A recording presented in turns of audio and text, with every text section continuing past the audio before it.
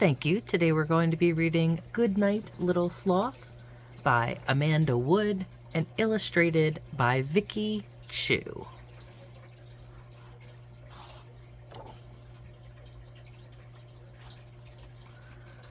Once upon a bedtime, there was a little sloth who lived in a big green forest.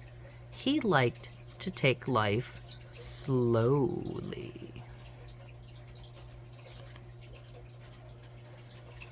Little Sloth didn't move around much. He liked to sway gently in the warm forest breeze. He liked to munch slowly on a tasty leaf. Whenever he tried, he liked to take a nice long nap. But most of all, Little Sloth just liked to look around and see what he could see.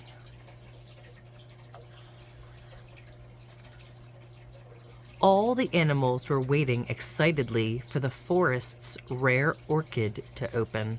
"Come on, lazy bones," called the parrots. "You can't just wait here all day. Why don't you come chase butterflies with us?"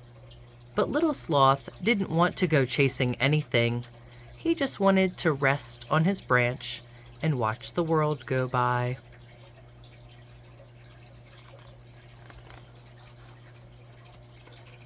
And while he watched, can you guess what he saw? He saw a butterfly being born. A lizard walk on water.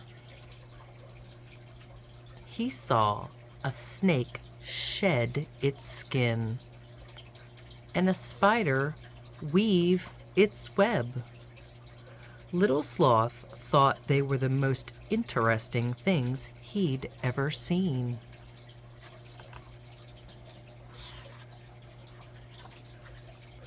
When the parrots returned, they asked Little Sloth what he'd been doing. So he told them. "Have you ever seen any of those things?" he asked.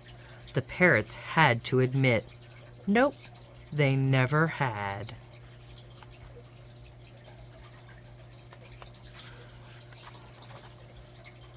The parrots decided they wanted to see something wonderful too, so they set off on a beetle hunt. "Come on, Slowpoke," they chattered. "It's boring to hang around all day. Don't you want to see what's happening in the rest of the forest?" "Not really," answered Little Sloth. "I can see all sorts of wonders right here in my tree." Little Sloth was right. While the parrots were flapping here, there, and everywhere, Little Sloth stayed still, watching, watching, watching. He saw a hummingbird hover like a bright flying jewel.